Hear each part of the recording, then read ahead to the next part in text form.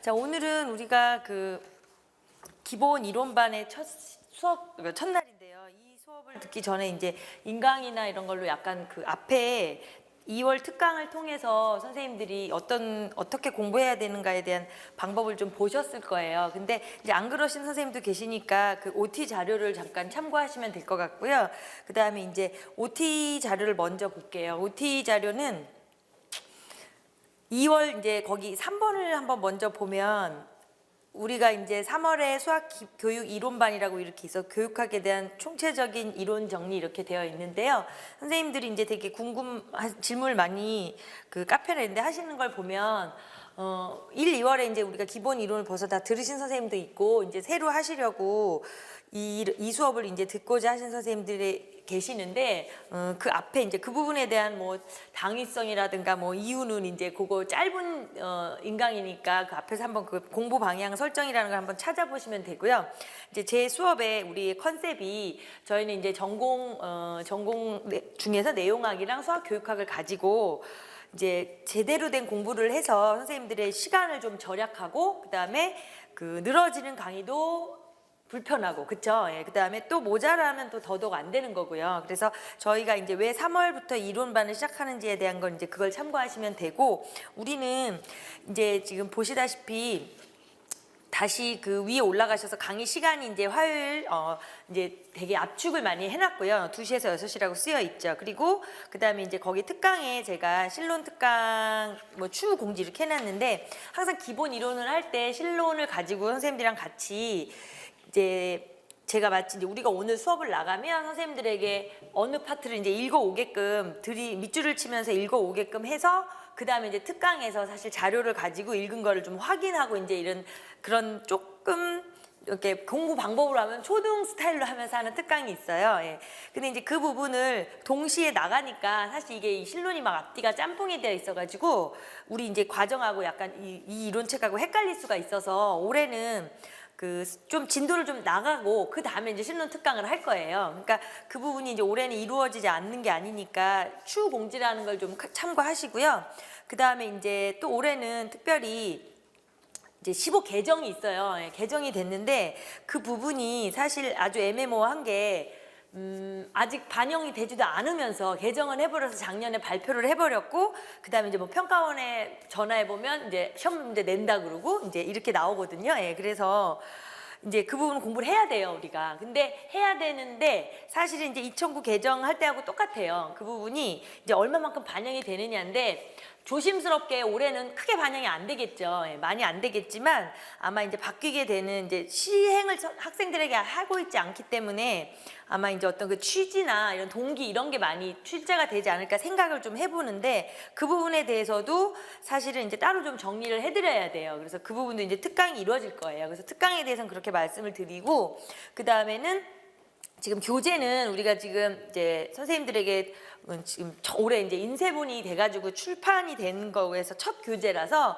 이제 이거는 이제 3월 선생님들한테는 거의 제가 드리는 쪽으로 우리가 가는 거라 지금 딱 그거 가지고 하면 새 책 가지고 가면 좋은데 지금 택배가 오고 있대요. 그러니까 좀 기다려서 지금 프린트물 받으셨으면 됐고 자 그래서 제가 지금 거기 밑에 연간 강의 계획에서 늘 우리가 이제 짧게라도 보면 사실은 우리의 연간 강의 계획을 보시면 긴 시간이 아니지만 좀 쉴 수는 없는 거예요. 다른 수교처럼 이게 긴 시간은 아닌데 예를 들자면 이제 3, 4월에 듣고 그다음에 이제 5, 6월 같은 경우에는 이제 거기 필수 특강 뭐 11월에 뭐 합격 특강으로 해놓은 부분에 대해서는 특강이라는 개념은 사실 어떤 부분에 대한 뭐 보충이라고 생각을 하시면 안 돼요. 예, 특강은 정말 어쩌면 기본 이론보다도 더 중요할 수가 있거든요. 그래서 사실은 이제 3, 4월을 공부하는 데 있어서 이제 우리가 공부를 하고 나중에 뭐 다시 반복을 해서 뭐 아니면 이제 기본 공부를 하고 뭐 핵심 심화를 나중에 또 한다 이런 거는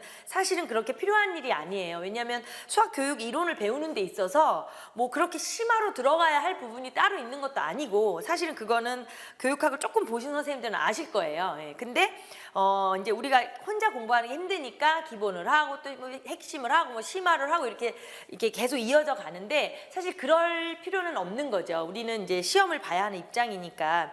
그래서 공부에서 3, 4월에 이제 전체적인 총체적인 이론을 확실하게 정리를 하셔야 돼요. 그래서 정리를 하시는데 그 포커스를 두셔야 되고, 그다음에 이제 아까 말씀드린 것처럼 이제 신론 특강이나 뭐 개정된 부분의 특강을 할 때도 마찬가지예요. 그 특강은 그냥 한 번 들어보는 특강 이런 게 아니고요. 특이라고 말이 들어가는 건 정말 중요한 거니까 선생님들이 뭐 어떤 여러 가지 상황으로 기본 이론반을 못 들어도 뭐 특강 같은 거는 빼놓지 않고 챙기셔야 되는 걸 말씀을 드리는 거고요. 그래서 7, 8월에 문제풀이반이라는 자체에서 이 문제풀이를 할 때 해마다 보면 그 머릿속에 이론 같은 걸 정리하지 않은 상태에서 문제풀이를 듣는 경우가 있어요. 그럼 그건 안 듣는 게 나은 거죠. 예. 그러니까 사실 어떻게 보면 이제 뭐 인강이라는 개념도 있고 하니까 이 뭐 만약에 현강이나 직강에서 따라갈 수 없으면 인강이 좋은 게 많은 거잖아요. 예. 그렇기 때문에 이 문제풀이로 가기 전에 3, 4, 5, 6월을 나는 사실 수교에 대한 웬만한 것을 다 해놓는다고 생각을 하셔야 돼요. 그래서 그거를 다 해놔서 내가 스스로 문제를 풀 수 있는 입장이 돼서 7, 8월에 문제풀이를 하셔야 되지, 7, 8월에 문제풀이를 그냥 따라가듯이 그냥 들었으니까 듣고 이렇게 되면 안 되거든요. 그러니까 예를 들자면 3, 4, 5, 6월에 이제 그걸 수업을 듣는데 뭐 7, 8월 문제를 따라가기 어려우면 7월 달에 다시 7월 달까지라도 나는 정말 완벽히 공부를 하고 뭐 8월에 인강으로 듣는다든가 뭐 어떤 그런 계획을 세우시라고 지금 그 메인 앞에다가 제가 그걸 넣어둔 거고요. 그다음에 90, 11월은 말할 것도 없고요. 모의고사 뭐 이런 거니까. 그러니까 일단 제가 지금 이 말을 조금 이렇게 자세히 드리는 것은 이 수교는 공부 방법이 중요한 거지 내용학적인 거에서 어려운 거는 사실은 없어요. 예. 그리고 작년에 기출문제든 앞으로 기출문제든 사실은 이 부분에 대해서는 그렇게 우리의 발목을 잡고 어려운 게 없다는 거는 아마 임용을 준비하신 선생님 웬만하면 아실 거예요. 예. 그래서 혹시 처음 준비하시는 선생님도 마찬가지예요. 이 수교가 어려운 건 아닌데 어려운 게 아닌데 사실 이거는 우리가 어쩜 그래서 더 여기에 신경을 좀 덜 쓰는 경향이 있단 말이에요. 그래서 그 부분을 채워드리는 수업이라고 생각을 하시고 압축적이지만 완벽하게 본인들의 그 수업 자기 걸로 만드셔야 돼요. 그러기 위해서 집중을 하고 그다음에 제대로 된 정리를 해서 내 걸로 만들고 너저분한 공부를 하면 안 돼요. 그러니까 이 수교 자체를 양적으로 하시려 그러면 이도 안 되고 저도 안 돼요. 그러니까 말하자면 지금 참고서적에 뭐 어려운 책들을 제가 많이 넣어놨지만 그것도 마찬가지예요. 그럼 이 수많은 책들을 다 독파를 해야 하는가? 정확히 솔직하게 말씀을 드리면 그렇진 않아요. 예. 그렇기 때문에 사실은 우리는 합격을 해야 하는 거예요. 예. 그래서 어떻게 공부해서 합격하는 수교로 가는가 여기에만 좀 초점을 맞추셔야 될 것 같아요.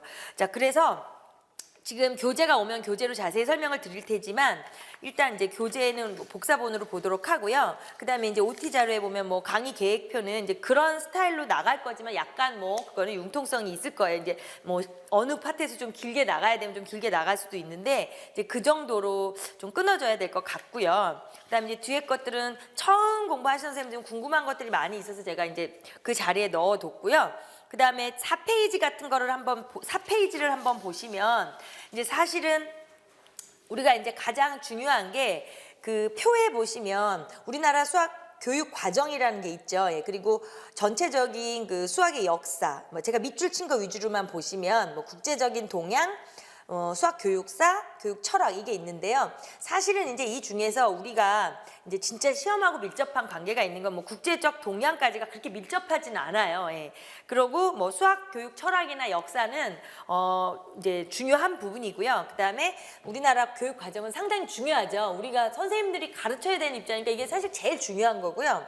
그다음에 이제 수학 영역별 교육론이라 그런 거는 뭐 확률 통계, 기하, 함수 이런 것들은 사실은 이제 직접 가르쳐야 될 부분이니까 우리가 가르쳐야 될 재료잖아요. 말하자면. 그러니까 그 부분은 사실 진짜 중요해서 이제 전체적인 이론을 한 다음에 이제 지도서와 더불어서 이제 교재 연구와 더불어서 할 부분이고요. 그 다음에 뭐 학습 심리다, 원리 방법이다, 뭐 밑에 문제 해결 의사, 뭐 이런 여러 가지 있죠. 예, 그런 것들이 이제 다 포함이 되는 거예요. 그래서 제가 그 표를 왜 말씀을 드렸냐면 사실 나오는 공부를 해야 돼요, 우리가. 예. 그래서 나오는 제대로 시험에 나오는 공부를 해야지 뭐 그냥 뜬구름을 잡고 이랬을 수는 없는 거잖아요. 예. 그래서 그 표에 있는 그 파트에 해당하는 부분을 우리가 완벽하게 다룬다는 그 생각을 하시면 되고요. 그 다음에 이제 방법도 제가 좀 약간 정리를 해놨는데 지금 크게 밑줄 위주로만 보시면 되는데 지금 4페이지에 3번에 1번 보면 뭐 원리 본질을 이해하고 자신만의 지식을 만들자 뭐 이렇게 말하면 좀 사실 되게 지금 뜬구름 잡는 거예요. 예, 그래서 지금 우리가 아까 구체적으로 말씀을 드리면 그 밑줄에 있는 것처럼 뭐 그걸 내면화를 만들자 이건데 내면화는 그럼 뭐냐면요. 사실은 이제 우리가 공부를 하시죠. 선생님들이 하고 같이 강의를 듣고 하신 다음에 내면화를 만들기 위한 거는 구체적으로 물리적인 건 뭐냐면 노트예요. 예. 강의 노트인데요.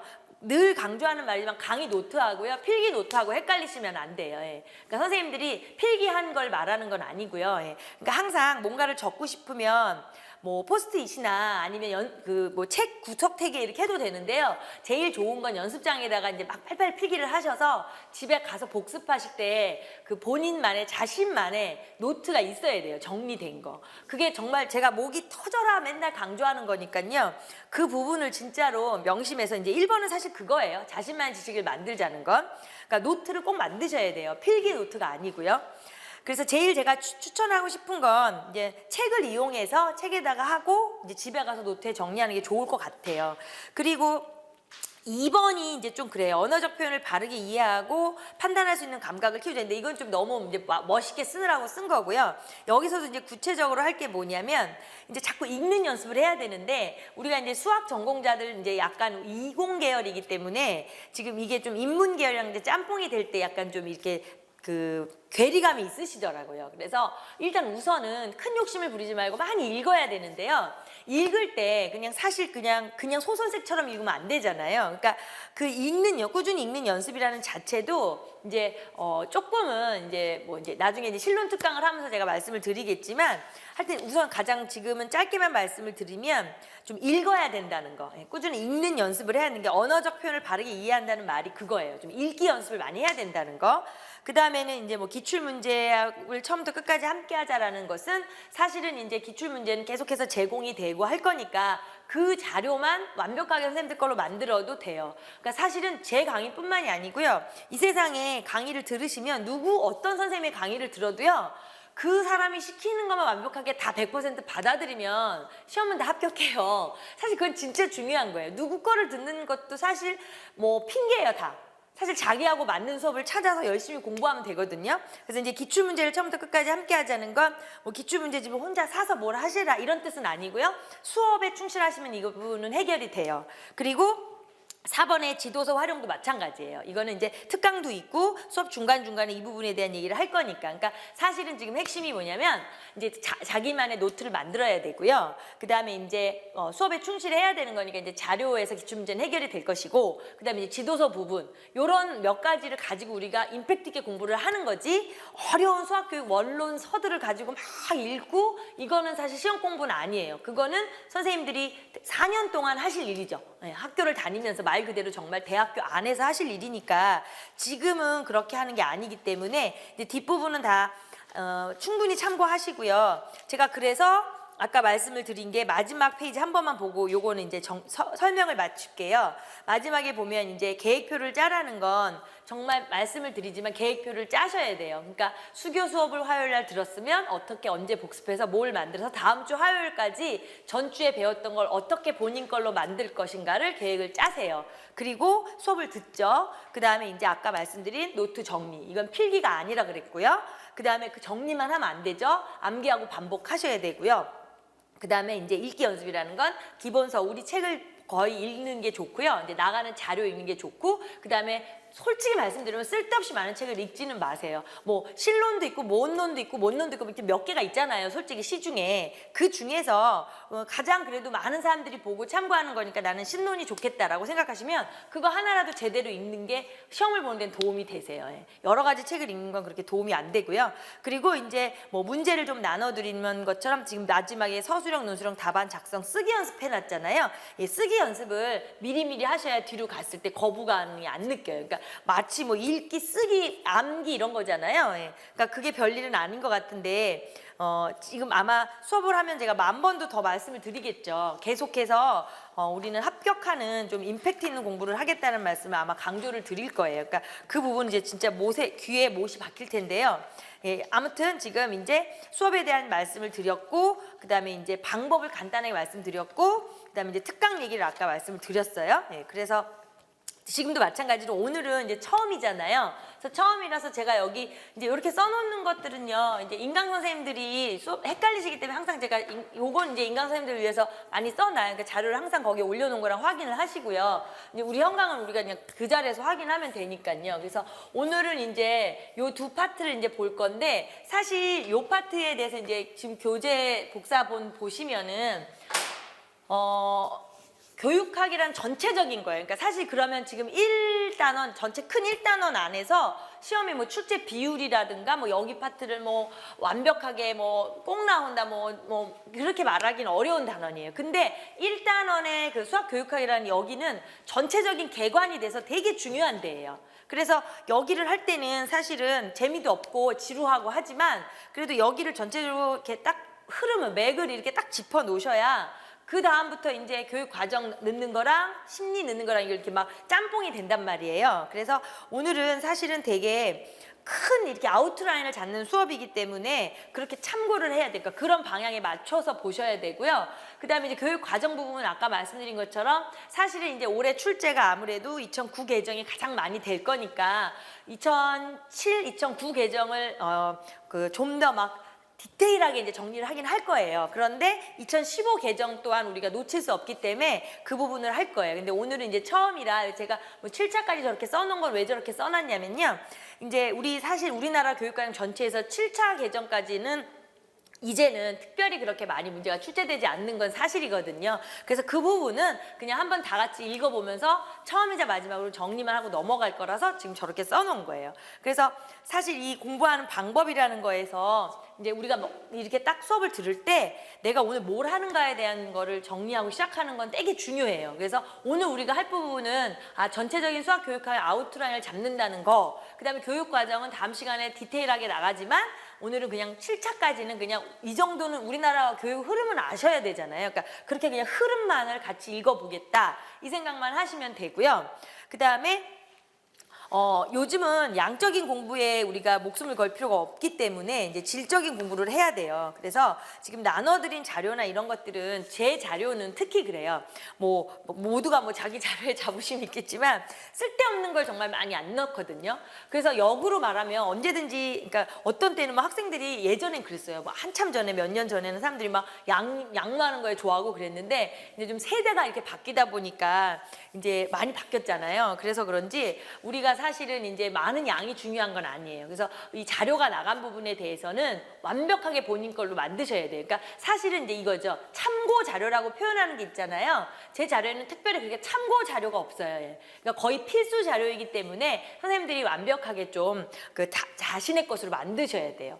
그리고 지금 책이 있으면 책으로 하겠지만 이제 책도 마찬가지예요. 제 책도 마찬가지로 사실은 이제 그렇게 두껍지가 않아요. 책이요. 예. 그렇게 두껍지 않은 반면에 이 책에서도 마찬가지예요. 별로 그렇게 책들 보면요, 막 지금 한 800페이지 이상 나가는 책들이 있어요. 이제 수교 정리하는 책들을 보면 그럼 그 책에서 사실 거기서 참고할 게 많아요. 참고만 할 것들이. 근데 제 교재에서는 솔직히 말하면 참고만 할 건 없어요. 예. 다 완벽해 봐야 한다고. 그러니까 좀 나쁠 수도 있죠. 예. 너무 많은 것 같아서. 근데 그렇지가 않아요. 그렇기 때문에 자료나 교재 같은 걸 가지고 일단 조금씩 해서 완벽하게 본인 걸로 만들다 보면 어느 날 이제 되게 익숙해져요. 그러니까 아까 말씀드린 것처럼 이게 우리가 보통 1, 2월에 기본을 듣고 3, 4월에 또 이론을 한번 들으시는 선생님들이 계세요. 근데 그거는 사실 선생님들 입장에선 아주 비효율적이고 그닥 좋은 방법이 아니에요. 그래서 제가 추구하는 건 뭐냐면 지금 이론을 한번 들을 때 제대로 듣자 이 소리예요.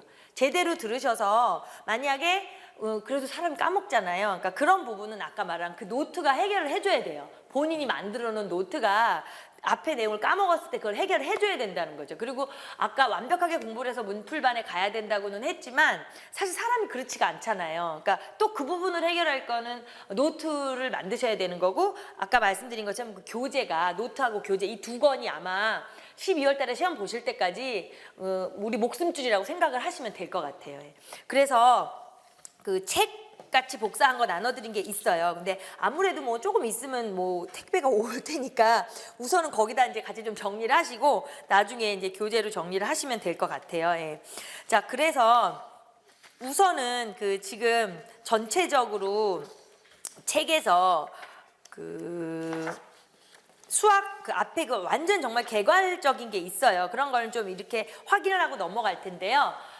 별로 이제 흐름을 이해한다 이렇게 생각을 하시면 될 것 같아요. 그래서 앞에 그 수학 교육학의 정의다 뭐 이런 거 있죠. 그러니까 이 부분은 사실은 그냥 너무 원론적이긴 하지만 그래도 한번 밑줄 치면서 같이 보도록 할게요. 예.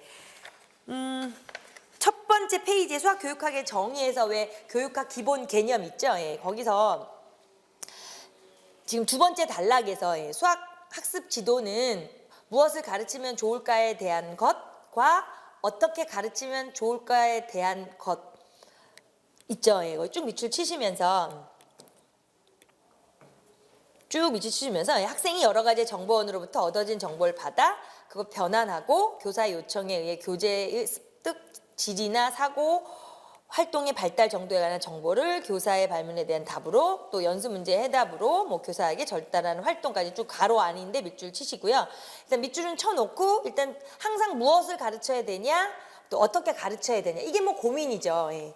근데 이건 정말 너무 원론적이긴 하지만 우리가 뭐 시험이라는 의미를 떠나서 사실은 되게 고민해야 될 부분이긴 해요. 그래서 그 부분에 무엇을 가르칠 건가 어떻게 가르칠 건가에 대한 부분에 대한 고민은 사실 교사로서 해야 할 부분이고요. 전체적으로 볼 때 이제 그 밑에 표를 보시면 수학 교육학이라는 자체가 왼쪽에 어떤 순수 수학, 응용 수학, 어떤 그런 통계학 같은 수학을 가지고 사실 수학사라는 거, 수리 철학이라는 거, 논리학이라는 거 어떤 그러한 것들이 합쳐지면서 역사적으로도 수학 교육이라는 게 논하게 된 거예요. 근데 사실은 수학 교육자들이 수학을 말한 게 아니라 수학자들이 수학 교육을 논하다 보니까 이게 이제 뭐 닭이 먼저냐 달걀이 먼저냐 약간 그런 개념으로 역사에서는 있지만 사실은 이제 걔네 둘이 결과론적으로 볼 땐 그게 짬뽕이 된 거죠. 예, 교육학적인 거와 이제 수학적인 거에 짬뽕이 돼서 결국은 그 밑에 보면 이제 뭐 교육 과정론이나 교재론이나 학습론 이렇게 그렇게 파생이 된 거예요. 그래서 사실은 오른쪽의 것과 왼쪽의 것들이 짬뽕이 돼서 이제 우리의 수학 교육학이라는 자체라는 게 나온 거죠. 그러니까 수학 교육이라는 학문이 오래된 게 아니니까 상당히 최근의 것이기 때문에 이제 이 부분에 대한 건 우리가 이렇게 받아들이면 될 것 같아요. 뭐 수학 교육학이 뭐냐 이런 걸 묻는 시험은 아니니까요. 자, 그래서 이거는 아까 제가 말씀드린 것처럼 원론적으로 우리가 좀 봐둘 필요는 있는 거라 그 다음 쪽에 보시면 제가 말씀드린 것처럼 이제 밑줄을 쳐보면서 볼게요. 그 수학은 교과의 순수 내용적인 측면을 다루는 데 반해 수학 교육학은 이러한 수학의 내용을 어떻게 효율적으로 학생들에게 전달하는가에 주안점을 두고 있다. 그래서 조금 띄고 끝부분부터 수학의 내용적인 측면의 이해가 반드시 선행되어야 한다. 그렇죠. 그러니까 우리가 사실 내용 공부도 많이 하시잖아요.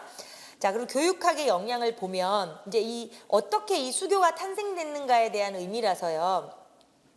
2번에 두 번째 줄에 보시면 교육학의 교수학습 방법의 일반적인 이론에 수학의 특수성을 반영한 것이라 할 수 있다. 예, 원래 그런 거 원칙은 그런 거예요. 예. 그리고 쭉 떠서 밑에 두 번째 단락의 프로이덴탈 옆에부터 일반 교육학의 연구자들이 제시해온 일반적인 이론들이 수학 교육의 현장에 실천적으로 제대로 옮겨지지 못하고 있음을 지적하고 있다. 이제 그 프로이덴탈이 그랬다는 얘기고요. 그다음에 그 다음 줄에 보시면 끝부분에 해당 교과의 내용과 그 교육의 외형을 분리시키는 결과가 되었다. 그래서 다음 줄 핸더슨 옆에 일반적인 학습 이론들이 교실이라는 학습 현장이 아닌 실험실에서 이루어졌다는 것과 수학이라는 교과의 내용적 특성을 고려하지 않은 점, 수학 교육 연구의 도입의 불합리성과 위험성을 지적한다. 그러니까는 사실은 이제 아까 제가 처음 말씀드린 것처럼 이런 원인들이 다 그 수학자들이 이 수교를 논하다 보니까 이런 문제점들이 발생하는 거예요. 그러니까 현장에서부터 이렇게 되는 게 아니니까 이제 교실이라는 데서 이루어진 게 아니니까 너무 이론적이다 이런 뜻이고 그 다음에 이제 그 수학이라는 교과의 내용적 특성도 또 고려를 해야 되는데 덜했다 이제 그런 부분이에요. 그래서 그건 그냥 머릿속으로 이해하시면 되고 마지막에 그러나 옆에 프로이덴탈은 역설적으로 교육학의 존립이 수학교육학의 성립을 위한 전제 조건이 아니라 오히려 교육학이 각 교과 교육학으로부터 출발하지 않으면 안 되고 각 교과 교육학이 성립함으로 비로소 교육학의 성립을 기대할 수 있다고 주장합니다. 그러니까 사실 이게 되게 맞는 얘기예요. 그러니까 우리도 일반 교육학들을 배우시지만 또 그 일반 교육학하고 그 수학교육, 국어교육 이거하고 약간 다르거든요. 그러니까 이제 어디에서 어디를 이렇게 포함 관계로 보시면 안 되는 거죠. 예, 사실은. 근데 예전에도 그걸 지적했었다는 얘기고, 그러니까는 사실은 수학 교육이니까 수학이랑 교육이랑의 얘기에서 이제 어떤 수학이라는 부분과 교육학이라는 부분 이제 좀 관점이 다른 거예요. 그리고 다음 쪽에 보시면 5페이지에 보시면 심리학의 관점에서 본다는 거죠. 예, 그래서 심리학에서도 마찬가지인 게 그 밑줄을 쳐볼게요. 예. 배우는 자의 심리, 그 실제의 사고 수준을 고려하지 않고는 해결이 되지 않는다. 되게 중요한 얘기거든요. 그러니까 학생이 중학교 1학년이면 중학교 1학년, 고등학교 3학년이면 고등학교 3학년의 그 수준, 뭐 요즘 말로 뭐 눈높이 하죠. 예. 이와 같이 옆에 밑줄 칠게요. 학생들의 사고 과정을 이해하는 것은 수학 교실에서 일어나는 교수 학습 활동 및 학생들의 학습을 이해하고 적절한 도움을 제공하는 데 있어 필수적인 요인이다. 당연한 얘기고요. 예. 그러다가 이제 전체적인 궤관이 다음 단락에 자극 반응 이론, 형태 심리학, 삐아제의 인지 발달, 브루너의 발견 학습, 뭐 딘즈, 활동주의, 스캠프 스키마, 반일, 기하학습, 프로이덴탈, 수학화, 숀펠드의 문제 해결, 비고츠키 근접 발달 영역. 지금 이런 부분을 뭐 생소하시면 그냥 넘어가시면 되고요. 어차피 우리가 다 배울 거니까 이러한 것들이 영향을 받았다. 지금 그 얘기를 하는 거예요. 그래서 마지막 단락도 다 밑줄 칠게요. 수학 교육이 이처럼 심리학과 관련성을 가지는 주된 이유는 아마도 수학 교육의 연구가 아동 또는 학생에게 수학을 가르치는 일을 핵심 사안으로 하고 있고, 다음 줄에 그들의 심리 발달과 사고 구조에 대해 깊이 있게 파악하는 것이 어쩌면 당연하다는 점에서 수학 교육에서 심리학적 연구의 필요성과 중요성이 있다. 그러니까 수교를 논할 때 우리가 수학, 교육학, 심리학 이 세 개를 뗄래야 뗄 수 없는 부분에 대한 거를 여기 정리해 놓은 거예요. 그러니까 이제 여기까지 만약에 이제 해고 만약에 선생님들이 집에 가서 복습을 하실 때 제가 아까 말씀드렸던 본인만의 노트를 만들라는 건 뭐냐면요. 지금 여기에 이제 요 단락에서 지금 제가 정리해 드리는 것처럼 수교에서 수학과 교육학과 심리학의 영역을 읽으셨잖아요, 지금. 그럼 그걸 딱 읽으신 다음에 노트가 있으면 거기에 그 읽은 거에, 그러니까 말하자면 우리 어렸을 때 왜 초등학교 때 뭐 독서 노트, 뭐 토론 뭐 이런 거 있잖아요. 예, 그런 것처럼 그 정리된 여기에서, 그러니까 나의 느낌을 쓰는 건 아니에요. 독서 감상문이 아니고 여기에서 팩트를 골라서 임팩트 있게 간단하게 딱 요약 정리를 하는 거예요. 제가 말씀드린 건 그런 거고요.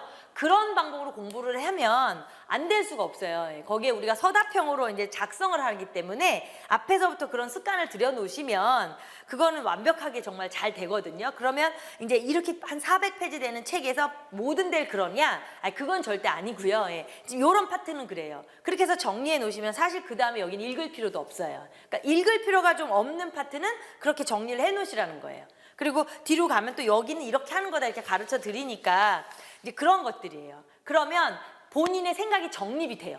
수학, 교육, 심리 이걸 딱 이렇게 삼각형을 수학과 교육학과 심리학의 영향을 딱 만들어서 이렇게 정리를 해놓는 거예요. 그러니까 제가 그 기본 공부 방향을 설정한다는 거에 그 인강에 보시면 약간 뭐 그런 얘기들이 많이 있어요. 그러니까 뭐 그림이 됐든 표가 됐든 뭐가 됐든 자기만의 것으로 이렇게 정리를 해놓는 거죠. 저 같은 경우에는 이제 그렇게 할 것 같아요. 여기 이제 수학 교육이니까 수학이라는 거 하고 교육학이라는 거 하고 뭐 이제 말하자면 뭐 심리학이라는 거 이렇게 해서 뭔가 다 밑줄을 치면서 공부를 했으니까 뭔가 있을 거 아니에요. 그래서 이렇게 해가지고 이렇게 뭐 이렇게 해서 여기에서 말하고자 하는 거를 3줄에서 5줄 이상으로 이렇게 딱 정리를 해놓는 거죠. 그러니까 이 파트에 대한 건 그럼 끝난 거죠. 그러니까 그렇게 해서 빨리빨리 공부를 끝내서 내 걸로 만들고 다음을 넘어가고 이래야 되잖아요. 그러니까 너저분하게 공부를 하면 이거는 인문 스타일의 그 교재이기 때문에 사실 되게 힘들어져요. 뒤로 갈수록. 그러니까 그 부분을 좀 제가 말씀을 드리는 거고.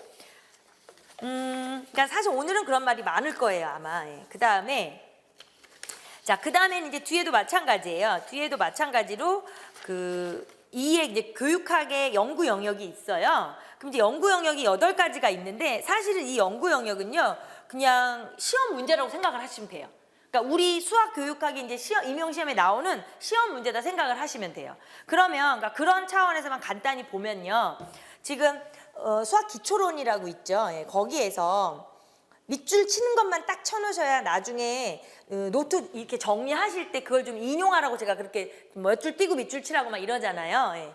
그러면 지금 수학 기초론의 2번째 줄에 보면 고대 그리스 시대부터 최근, 고대 그리스 시대부터 최근 이러면 사실 고대 그리스 시대부터 최근까지의 큰 아웃라인이 우리 머릿속에 있어야 돼요. 그 부분에 대한 게 예, 출제하고 연관이 지으니까. 그러면서 2줄 떼서 1950년경 그걸 시작으로 상당히 많이 변화가 개혁이 오는 거라서 그 다음에 수학 기초론으로 불리게 되었다는 기초론을 다음 줄에 밑줄 치시고, 사실 그거예요, 그거. 그래서 마지막 줄 2줄 보면 왜 수학이란 무엇인지, 모순이 없는지, 논리적인 참은 무엇이고, 무한은 뭐고, 집합은 뭐고, 뭐 현재의 집합론의 공리계는 완전한지와 같은 것들이 다 이렇게 해서 이게 사실 기본 베이스예요. 그래서 그 기본 베이스에 관련된 게 그 예전에 좀 출제가 됐는데 요즘에는 이제 교육 과정하고 어떤 학생들에게 실질적인 이렇게 가르치는 방법에 대한 것들이 많이 나와서 이게 좀 이제 출제가 덜 되는 거예요. 그렇지만 사실 수학 기초론에 관련된 건 이런 역사가 좀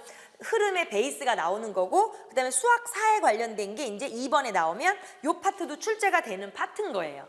그러니까 이제 그 부분은 어떻게 우리가 공부를 해놓은지는 이제 공부하면서 보겠지만, 사실 이제 밑줄만 쳐놓으시면 수학 교육에 있어 수학사의 중요성은 아무리 강조해도 지나치지 않다가 중요하다 이 얘기고요. 2줄 밑에 끝부분에 수학을 형성하고 다듬은 사회, 문화, 사상적 배경과 같이 다양한 관점에서 수학을 증명하기 때문에 수학사에 대한 지식은 수학에 대한 폭넓은 이해를 가능케 한다. 수학사는 수학적 개념의 발달 과정을 보여주기 때문에 학생들이 자칫 갖기 쉬운 편견, 즉 수학은 의미 없는 기호와 규칙의 집합체이며 고정불변의 것이라는 선입견을 불식, 밑줄을 쳐놓고요. 사실은 이 부분이 그러면 예전에 출제됐던 어떤 문제의 정답도 되는 거냐면요, 수학사를 통해서 학생들에게 이제 지도를 해야 하는, 수학사를 배워야만 하는 수학 교육에서 어떤 당위성이나 이런 부분에 대해서 뭐 30자, 50자로 쓰시오라는 출제가 되던 2000년대 초반 문제에서는 이게 답이에요. 근데 지금 이제 그렇게 무식하게 문제를 안 내니까 이게 베이스에 깔리기는 하지만 그만큼 중요한 거죠. 예. 그러니까 그냥 책을 읽고 다음 시간에 또 읽고 이런 건 쓸데없는 짓이 되는 거예요. 그러면 그 시간에 자야 돼요. 예. 그러니까 기초론에 관해서 끝, 수학사에 관해서 제가 지금 밑줄 친 부분만 딱 본인의 것을 만들어 놓으세요. 수학사를 배우는 이유죠. 학생들에게 그렇게 접근해야 하는 이유. 쉽게 말하면 이제 정말 불식시켜 줄 수 있어요. 애들이 이거 왜 해요? 이거 뭐 때문에 해요? 이런 말들에 대한 우리가 이제 당위성을 제공해야 되잖아요. 자, 그 다음에 그러니까 지금 이 8개 파트는요, 사실은 이제 문제예요. 지금 1번, 뭐 2번, 3번, 4번 이제 8개 파트가 사실 그럼 출제되는 문제거든요. 그러니까 선생님들 생각할 때 뭐가 출제되냐? 이게 출제되는 거예요. 그러니까 지금처럼 3번째 그럼 교육 과정론이잖아요. 네, 다음 쪽에 보시면 그럼 이제 교육 과정 너무 당연하게 잘 출제되는 거니까, 그럼 이제 지금 여기서 그 출제되는 알맹이를 보는 게 아니라 이게 출제될 수밖에 없는 이유에 대한 걸 오늘은 정리를 한다. 이제 뭐 이런 뜻이에요. 그래서 수학 끝부분에 첫 줄의 끝부분에 보면 수학 교육 프로그램의 개관. 사실은 수학 교육 과정이라는 게 우리가 학교 선생님들이 이제 전체적인 걸 다 아우르고 있는 거는 전체적인 우리가 학생들에게 가르치는 프로그램을 우리는 알고 있는 거잖아요. 뭐 그쵸? 그러니까 내가 뭐 몇 학년에 학부모라고 한다고 해서 막 그걸 다 알고 이러는 건 아니잖아요. 그 프로그램의 개관이라는 것과 그 다음 줄에 보시면 끝부분에 교육의 내용으로서 수학 주제들을 선정하고 조직, 교육의 내용으로서 수학 주제들을 선정 조직, 상당히 어려운 일이에요. 교육 과정을 하는 게. 그래서 이 개정을 자꾸 하고 있잖아요. 그러니까 이 개정을 이렇게 자꾸 하는 거는 그렇게 좋은 일이 아니기 때문에 정말 조심스럽게 해야 되거든요. 근데 지금 유난히 7, 9, 15 이렇게 개정이 너무 되고 있다는 거는 사실이에요. 사실 우리도 시험 공부하기 힘들게. 예. 그리고 다음 줄에 또 흔히 옆에 보시면 수학 교육의 목적은 수학 교수 학습을 개선하기 위한 것. 수학 교육의 목적이 수학 교수 학습을 개선하기 위한 것이라는 되게 실용적이고 외제적인 얘기죠. 이게 실용적, 외제적인 목적까지만 밑줄을 치시고 그 다음에 따라서 옆에 보시면 다음 줄에 수학 교육학의 대안적 목적으로 수학을 가르치고 배우는 활동 그 자체를 즐기고 그것에 만족하여 지속적으로 활동에 참여하도록 하는 것. 이건 이제 내재적 목적이겠죠. 그러니까 사실은 되게 큰 의미도 실용적인 거 플러스 좀 이상적인 게 포함이 된 거고요. 그래서 마지막 줄에 수학교육 목적론은 수학교육 과정론을 뒷받침하는 하위 영역이다. 그렇죠. 어떤 전체적인 프로그램 안에 왜 그렇게밖에 할 수 없는 하위의 두 가지 이유를 정확히 정리해 놓으시면 되고 그와 더불어 수학교육 과정에 대한 부분은 뭐 출제에 그 대단한 퍼센트를 차지하고 있는 거죠. 그 다음에 이제 수학 교재론이라는 거는 이제 이것도 잘 출제가 돼요. 뗄래야 뗄 수 없는 거기 때문에 그래서 밑줄을 좀 쳐놓을게요. 첫 번째 끝부분부터 수학 교재론은 교수 학습을 염두에 두고 선정된 내용을 교육적으로 좀 더 정교화시키는 과정. 즉 학문으로서의 수학을 전담하는 수학자의 복잡한 사고 과정에서부터 출발하여 학생의 학습활동이라는 종착점에 이르기까지 복잡하고 다차원적인 변형의 과정을 고찰하는 것. 그래서 수학 교재론이 그러면 무슨 교재에 관련된 게 출제된 그런 개념이 아니고요.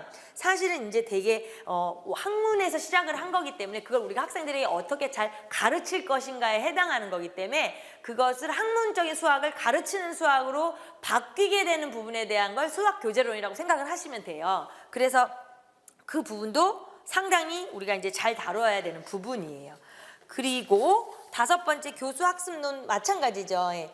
이것은 이제 그 가르치고 배우는 이런 개념이기 때문에 뭐 말하자면 심리나 뭐 이런 여러 가지하고 다 짬뽕이 될 수가 있어요. 그래서 이 부분은 우리가 이제 엄청 많이 출제가 되는 거고 할 거지만 중요한 게 뭐냐면 하나 둘 세 번째 줄에 보시면 그 교사의 측면에 치중 밑줄 치시고 과거엔 그랬어요. 교사의 측면에 치중했지만 최근에 가르침의 행위로서의 교수와 배움의 행위로서의 학습이 공존하는 양방 통행 체제로서의 교수 학습 과정을 논의 대상.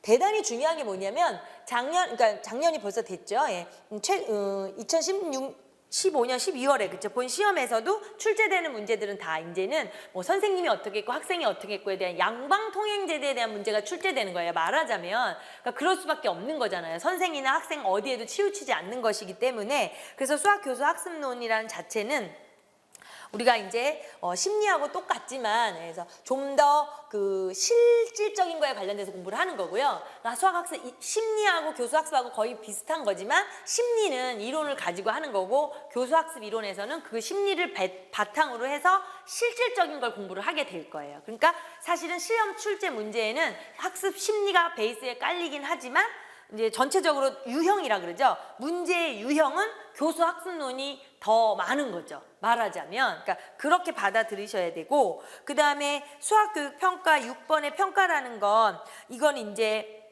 그 우리가 뭐 시험 보고 뭐 이랬던 예전의 것들을 생각을 하면서 이제 변화하고 있는 데서 그러니까 가장 많이 변하고 있는 게 이거예요. 사실은 어떻게 보면 평가. 그러니까 그 첫 번째 마지막 줄까지 밑줄을 칠게요. 평가에 대한 협의의 정의는 성적을 내기 위한 지필 검사라는 고정된 시점에서 정적인 과정으로 볼 수 있지만 학생들이 수업에서 획득한 지식을 다양한 방법으로 진단해서 교수학습 과정에 반영하는 지속적이고 역동적인 과정으로 볼 수 있다. 그래서 제가 말씀드린 게 뭐냐면 이 수학교육 평가가 지금으로 계속 오면서 가장 많이 변화가 되니까 그렇다는 이유는 뭐냐면 그렇다면 또 출제도 잘 된다는 거예요. 그래서 평가가 옛날처럼 시험 보고 점수 매기에서 등수 매기는 이런 개념이 아니기 때문에 여기는 지금 계속 무쌍하게 변하고 있기 때문에 이 부분은 우리가 이제 평가를 배울 때 물론 정리를 하겠지만 참 중요한 출제 부분이다 이렇게 정리를 해놓으시면 되고요. 그 다음에 7번의 공학 있죠. 예, 수학교육 공학은 이제 이제 다양하게 되면서 세상이 변하니까 우리가 이제 가르치는 그 어떤 도구가 여러 가지가 되잖아요. 그러니까 공학, 수학, 교육, 공학이라는 건 뭐 다 아시니까. 예. 그러니까 사실은 학생들을 가르치는 수단이고 도구지만 이게 수단 도구에 머무르는 게 아니기 때문에 교육 공학에 관련된 부분도 이제 아까 교수 학습 이론하고 짬뽕이 돼서 우리에게 뭐 지금 많이 등장을 하고 있는 거니까 여기도 우리가 잘 정리를 해놔야 돼요. 그러니까 수학교육공학이라는 이 파트 자체도 교재에 따로 있죠. 그리고 마지막에 이제 수학 문제 해결이 있어요. 이 문제 해결이라는 거는 지금 뭐 더 잘 아시는 분도 많이 있지만 이거는 뭐 어떻게 해도 안 중요하다고 할 수가 없는 거잖아요. 그렇죠? 여기다 갖다 붙여도 되고 저기 말하자면 저기다 갖다 붙여도 되고 온갖 천재 다 갖다 붙여도 문제를 만들기가 너무 좋아요. 그러니까 이거는 뭐 계속해서 인기 폭발로 출제가 되는 부분이라 우리가 이 부분은 뭐 많은 시간을 투자해서 공부를 할 거예요. 그래서 여튼 여기 앞에 지금 1번부터 8번까지는 이러한 파트들이 출제가 된다는 것만 그냥 아시면 돼요. 뭐 특별히 여기 정리해 놓으시고 이러실 필요는 없는 거예요. 그러니까 제가 그렇게 말씀을 드리는 부분은 그렇게 넘어가면 돼요. 그러니까 그것 때문에 시간을 낭비하거나 이러지는 마시고요. 그러니까 여튼 이 8가지를 좀 중심으로 해서 우리가 이제 공부를 하겠다 이런 생각을 하시면 되고요. 자, 그 다음에 그러면 이제 수학의 정의 및 특성이 이제 3단원이 되는 거죠. 소단원, 3단원을 보시면 자, 이제 여기서부터는 사실은 조금 이제 우리가 약간 그 이제 출제가 되는 거예요. 말하자면. 네, 출제가 되는 베이스가 깔릴 수 있기 때문에 이제 뭐 시험 공부를 한다. 그러면 사실 좀 암기하고 이래야 되는 부분에 해당이 돼요. 그러니까 수학의 정의라는 거에서 이제 말하자면 뭐 폴리아는 수학은 지력을 증진시킨다 했고 플라톤은 영혼의 눈을 뜨게 한다 했고 뭐 페스탈로찌는 정신 체조다 뭐 이런 아주 멋있는 말들이 많이 있잖아요.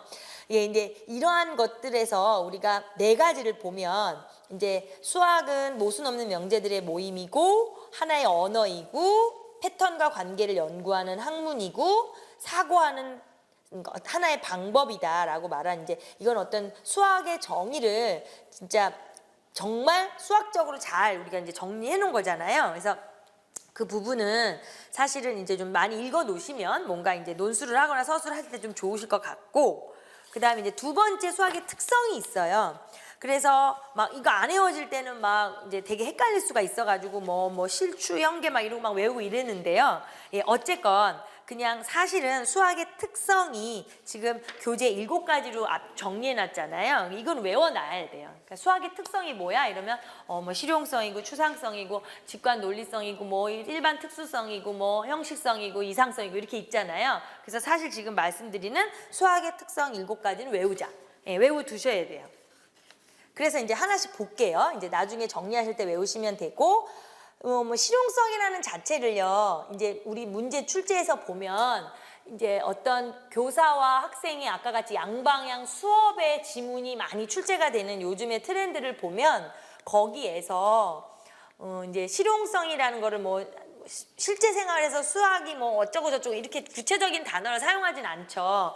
그러니까 우리가 그런 수업의 베이스 안에서 이런 수학의 특성을 찾아낼 때가 있어요. 그러면 단답형에서 문제를 만들기 아주 좋아요. 그래서 우리가 잘 알아둬야 돼요. 그러니까 말 그대로 실용성은 동글뱅이 1번 옆에 수학의 인간 생활의 필요에 의해서 생겨났고, 그쵸? 그 다음에 동글뱅이 2번에 보면 다른 자연과학의 발달에 크게 기여했고, 그것도 되게 실용적인 거니까요. 예. 그 다음에 그런 개념으로 접근하는 게 이제 실용성이고요. 추상성.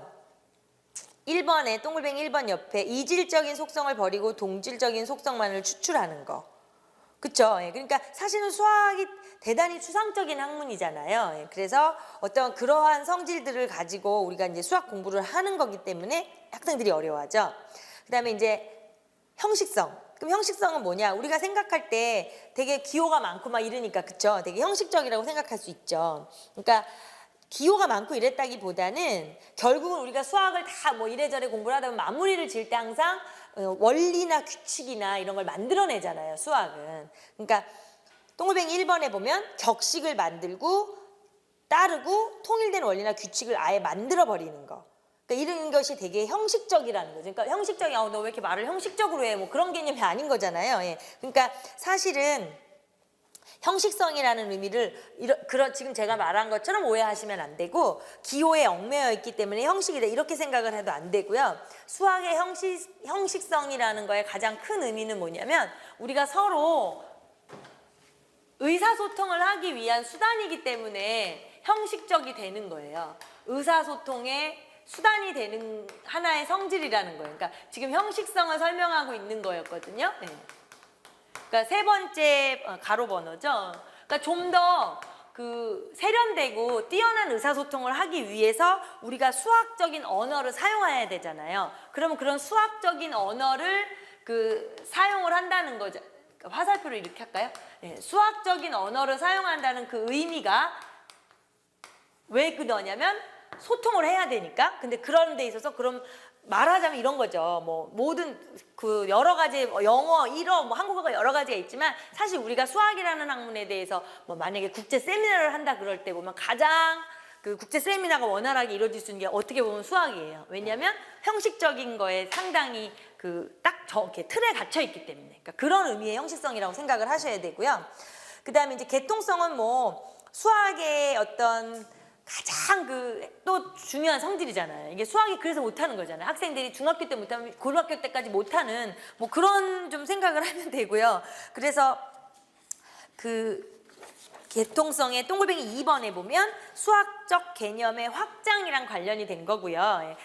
수학은 이제 계속 조금씩 확장을 해나가는 거니까. 그리고 3번에 보시면 이제 수학은 어느 교과보다도 계통성이 강하고 계통성은 학습 내용의 순서를 정할 때 논리적 연결성을 가지고 단계적으로 이루어지도록 한다. 그러니까 이게 되게 중요한 거죠. 그래서 사실은 수학이 물론 다른 과목도 마찬가지지만 교육 과정을 만드는 게 더 어려워요. 네, 제일 어려운 게 아닌가 싶어요. 그 다음에 이제 직관성, 논리성.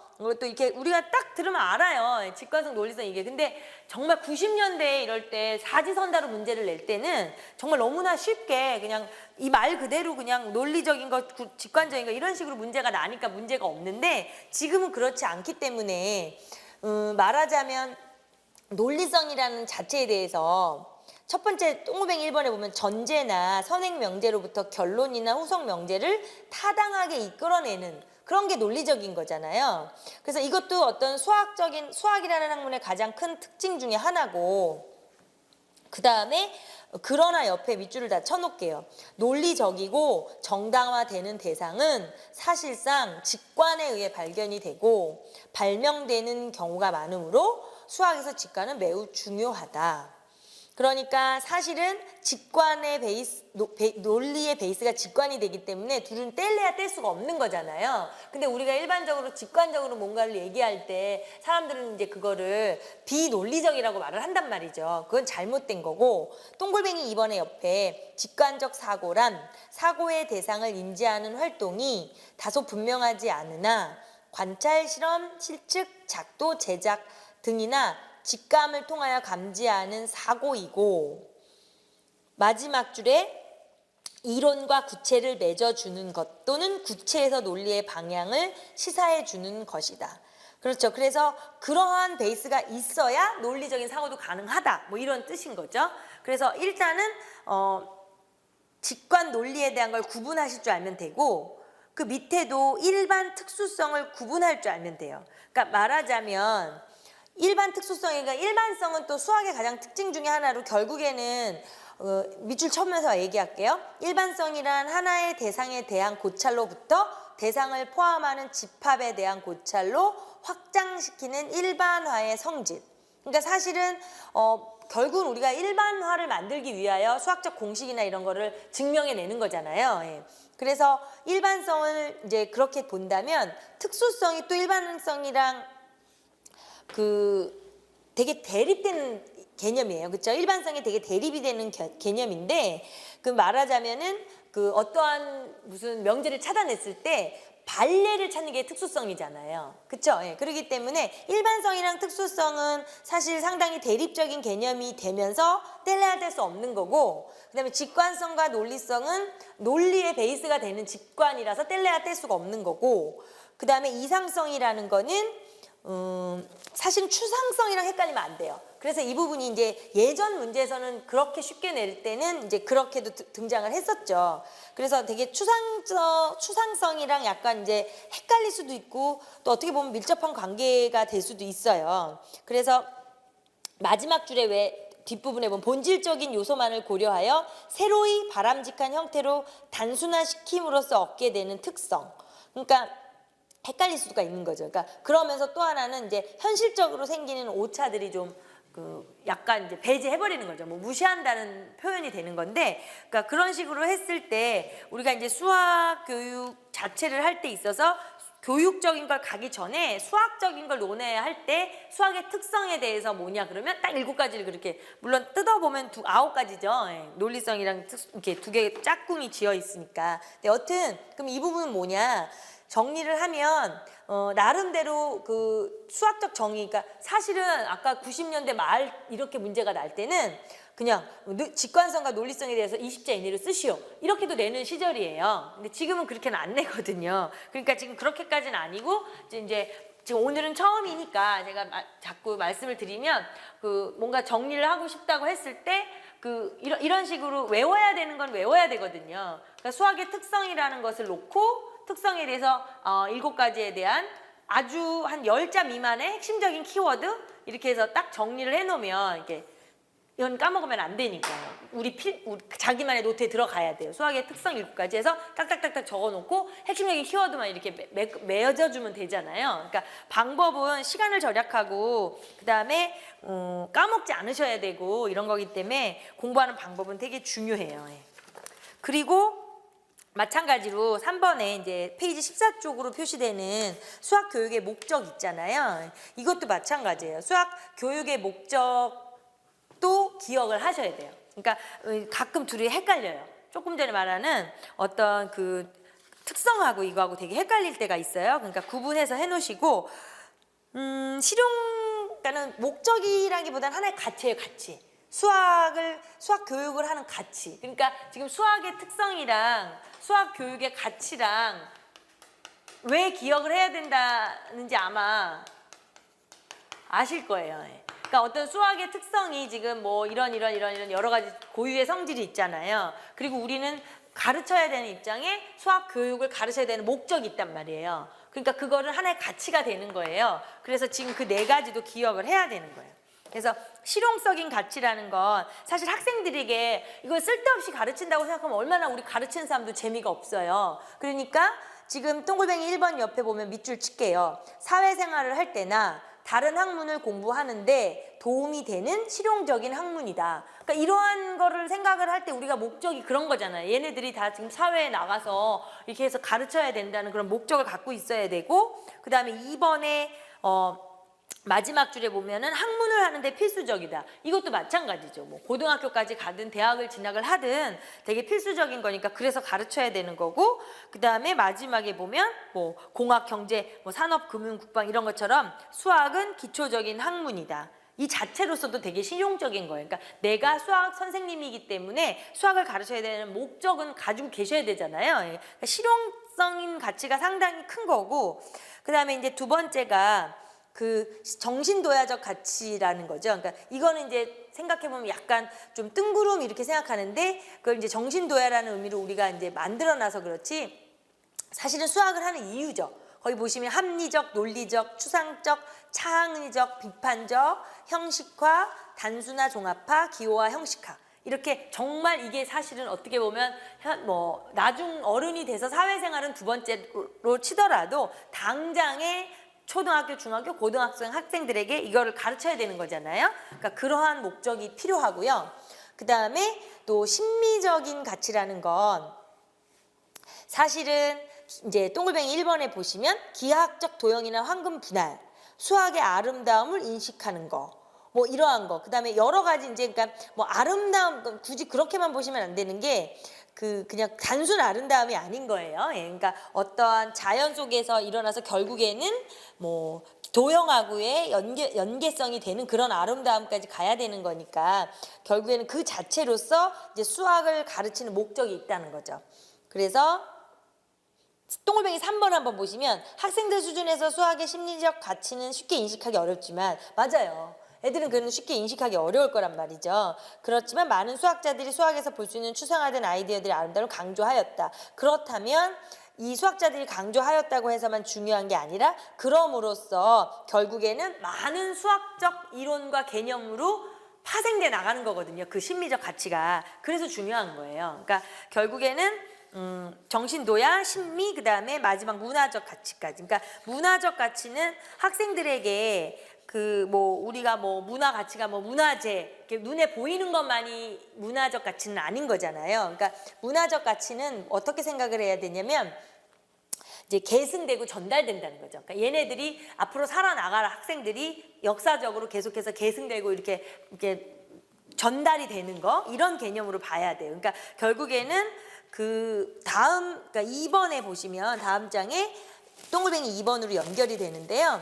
15페이지로 보이죠. 거기서 마지막 줄에 그러니까 수학을 배우는 것은 인류가 남긴 문화적 학문적 유산을 계승하고 활용해서 발전시키는 일에 참여하는 셈이 된다. 그러니까 밑줄 치시고요. 어떤 그런 개념에서의 문화적 가치라는 거예요. 그러니까 사실은 수학을 배우는데 수학 교육을 하는 우리 입장에서는 수학적인 특성과 수학 교육의 목적과 가치에 대해서는 정확하게 아셔야 돼요. 그러니까 사실은 이 부분은 이제 우리가 올해도 봤지만 문제 출제하는 데 있어서 뭐 4점이나 5점이나 이렇게 될 때는 채점하는 차원에서도 2점, 3점으로 자꾸 끊거든요. 이제 그럴 때는 이렇게 단락단락으로 문제를 만들 확률이 뭐 확률뿐만 아니라 계속 그렇게 진행되어 오고 있으니까 또 이건 가장 큰 맥락으로 두 가지는 시험에 베이스로 깔릴 수가 있기 때문에 그냥 아예 수학의 특성 7가지랑 수학 교육의 목적 4가지는 기억을 하자 이거예요. 그래서 기억을 해두셔야 돼요. 그러니까 굳이 그 부분은 버려버리면 안 돼요. 그래서 그게 되고요. 자, 그러면은 이제 지금까지 한 게 앞에 뭐 1단원, 2단원 이런 건 약간 이제 아웃라인이에요. 그래서 뭐 그렇게 중요하고 뭐 시험하고 직접적인 연계성은 없고요. 그다음에 3단원에서 말한 건 사실은 이제 처음 도입을 하는 입장에서 정확하게 구분을 좀 지어 놓으시고요. 그다음에 이제 우리가 이제 전체적인 수학을 배우는 데 있어서 수학의 흐름이랑 이런 거는 뭐 국제적인 동향이나 우리나라 거나 뭐 여러 가지가 뗄래야 뗄 수 없는 거고 특히 우리나라의 교육 과정이 이제 외국 거를 받아들이면서 만들어진 거기 때문에 뗄래야 뗄 수가 없잖아요. 그러니까 그 부분에 대한 그 4단원의 수학 교육의 발달이 있어요. 근데 이제 그 부분은 보기 전에 나눠드린 거 보면 왜 변천사하고 수리 철학이 있어요. 그러니까 그거를 한번 먼저 보세요. 그러니까 수리 철학과 수학 변천사를 한번 보시면 지금 수리 철학을 이제 제가 먼저 앞에 넣어놨는데요. 물론 여기에 관련된 게 이제 뒤에 심리나 교수 학습 이론을 배우면 이게 이제 깔려요. 깔리긴 하는데 그 전에 우리가 이제 가장 큰 머릿속에 큰 아웃라인을 잡아놔야 되는 게 뭐냐면 이제 아까 말씀드린 것처럼 이 교육, 수학 교육이라는 자체를 시작을 한 주체는 수학자들인 거예요. 그러면 수학이라는 것이 이제 역사라는 자체가 뭐 철학적인 거하고 뗄래야 뗄 수가 없기 때문에 이제 그 부분에 대해서 우리가 뭐가 도대체 베이스로 깔려져 있는가를 봐야 돼요. 그래서 지금 그렇게 따로 자료 나눠드린 거라 아까 말씀드린 거죠. 이건 참고 자료가 아니라 우리에게 아주 필수 자료가 될 거예요. 그래서 보시면 자 밑줄을 칠게요. 수리 철학이란 수학의 본질에 대해 생각하고 설명하는 철학의 한 분야이다. 그렇죠? 철학이 그렇지만 수리 철학은 유독 수학의 본질을 생각하겠죠. 그래서 수리 철학에서는 수학적 지식의 기초는 뭔지, 진리의 본질은 무엇인지, 무엇이 수학적 진리를 특징 짓는지, 어떤지, 왜 필연적인가 등과 같은 과제를 다룬다. 그래서 이러한 수리 철학은 지금 피타고라스 시대 이후부터 수학의 발달과 함께 변천해 왔고 거의 그러면 한 BC 500년경 이런 데를 말하는 거겠죠. 그 피타고라스 시대다 이러면 대표적인 것으로 이제 가장 크게 이제 그러니까 사실은 수학 역사, 수학사 같은 거 우리가 학교 때 공부는 했지만 그 뭐 기원전으로 가고 어마어마하잖아요. 근데 사실 우리 지금 이제 임용고시 준비하는 입장에서 거기까지 갈 필요는 없어요. 예. 그래서 그런 차원에서 보면 이제 지금 19세기 초 수준으로만 보면 되거든요. 그래서 대표적인 것으로 가장 두 개로 나누는 게 절대주의하고 상대주의로 구분을 한단 말이에요. 그 이전까지 갈 것도 없이. 그래서 절대주의와 상대주의로 구분한다. 빈칸에 들어갈 말이에요. 절대주의와 상대주의. 그럼 선생님들이 항상 우리가 머릿속에 그러니까 전체적인 컨셉으로 볼 때 절대와 상대 두 가지로 나눠서 보시면 돼요. 우선은 뒤로 가면 또 그게 또 찌너져요. 무슨 주의 무슨 주의. 근데 지금은 가장 그 크게 두 개. 절대와 상대를 보시면서 절대주의 입장에서는 지금 그 밑에 있는 그거예요. 플라톤, 논리, 직관, 형식. 표에 있는. 플라톤주의, 논리주의, 직관주의, 형식주의. 이게 지금 절대주의 입장에서 우리가 정리할 수 있는 파트예요. 그래서 제가 그 표는 정리를 해드린 거고 선생님들이 보시기에 편하라고. 그러니까 플라톤주의라는 그거와 논리, 직관, 형식의 그 경계가 유클리드냐 비유클리드의 출현이냐의 기준으로 나눠놔서 제가 가운데 그렇게 해놓은 거고요. 그러니까 19세기 초까지를 우리가 이제 플라톤주의로 끊어버리고요. 그 이후에 이제 계속해서 여러 가지들이 세 가지 이런 게 나온 거죠. 그러니까 그건 이제 뒤에 볼 거니까 우선 상대주의 입장에 빈칸을 채워놓고 뒤로 넘어갈게요. 상대주의 입장은 중경험주의와 구성주의예요. 그러니까 상대주의에서는 중경험주의와 구성주의 두 가지로 일단 나눠 놓고요. 이거 구체적으로 말하면 사회적 구성주의라고 하는데 우선은 크게만 보려고요. 그래서 어쨌건 그 절대주의와 상대주의의 큰 맥락을 구분하면서 절대주의에 해당하는 네 가지를 한번 보면요. 말하자면 절대주의라는 자체가 그러니까 이 자체를 통해서 우리가 좀 큰 틀을 만들어 놓으시면 뒤에 수학학습 심리와 수학교수학습 이론을 배우는데 되게 도움이 많이 되시니까 같이 정리를 해 두어야만 해요. 이게 선택이 아니고 필수가 되는데요. 자, 절대주의는 말 그대로 우리가 잘 알고 있는 것처럼 그렇죠? 그 다음 쪽에 이쪽에 수학은 확실하고도 도전할 수 없는 진리로 구성되어 있다라고 말하는 거죠. 확실하고 도전할 수 없는 진리, 뭐 불변의 진리, 뭐 이렇게 얘기를 하죠. 그래서 그 다음 두 번째 단락에 밑줄을 칠게요. 참이라고 인정한 공리, 정의, 연역적 증명에 의해서 구성된 수학적 지식을 참이라고 한다. 오로지 공리, 정의, 연역적 증명을 좀 저기 하죠. 그래서 이때 정의는 반드시 참인 것으로 전제가 되어 있다. 그래서 플라톤이 주장한 플라톤주의가 19세기 말까지 주를 이루어 왔고 19세기 말에 수학의 발달로 인해 기존의 주장의 모순이 나타남이 발견되고 이러한 모순을 해소하고 절대주의를 확립하기 위해 이제 속속들이 나온 게 논리, 형식, 직관 이렇게 된 거예요. 그러니까 그거는 여기는 그 뭐 외우는 것보다도요 흐름을 놓치지 마세요. 흐름을. 그래서 복습하실 때 정독은 한 번씩 꼭 해보시고요. 지금은 좀 밑줄을 위주로만 볼게요. 다 볼 수가 없으니까. 플라톤주의에서는 하나, 둘, 세 번째 줄에 수학의 객관성에 관한 문제에 대한 해답을 분명하게 제시한다. 우리가 물론 플라톤주의에서는 그렇게 하지만 그럼에도 불구하고 마지막 줄에 그러나 플라톤주의의 약점은 다음 두 가지가 있다. 그래서 첫째 밑줄을 칠게요. 수학자들이 어떻게 플라톤적인 세계의 지식에 접할 수 있는지에 대한 적절한 설명을 할 수 없다. 난해한 문제죠. 자, 그래서 뒷부분은 밑줄 안 치고 읽을게요. 수학자들이 새로운 수학적 사실에 접근할 수 있다면 직관적, 논리적, 경험적 방법일 것이다. 직관적 방법에 의하면 수학자의 직관의 결과가 동일하다고 설명할 수 없으며 인간 밖의 수학을 인간의 논리와 경험으로도 설명할 수 없는 것은 당연하다. 자, 이런 식으로 이제 이유를 설명을 한 거고요. 두 번째는 수학에 대해 내적으로도 외적으로도 적절한 설명을 할 수 없다. 이제 말하자면 플라톤주의의 약점이 그렇다는 거죠. 그 하나, 둘, 세 번째 줄에 보면 그러나 옆에 플라톤주의는 수학의 정적인 구조적 측면만을 설명할 뿐이며 수학의 중심 분야인 역동적인 측면을 설명하지 못한다. 그래서 외적으로는 플라톤주의는 형 이상학적인 실제로서 실생활의 유용성, 수학과 과학, 수학과 인간 활동, 문화와의 관계, 수학의 기원 등에 대해선 설명할 수 없다는 문제점을 지닌다.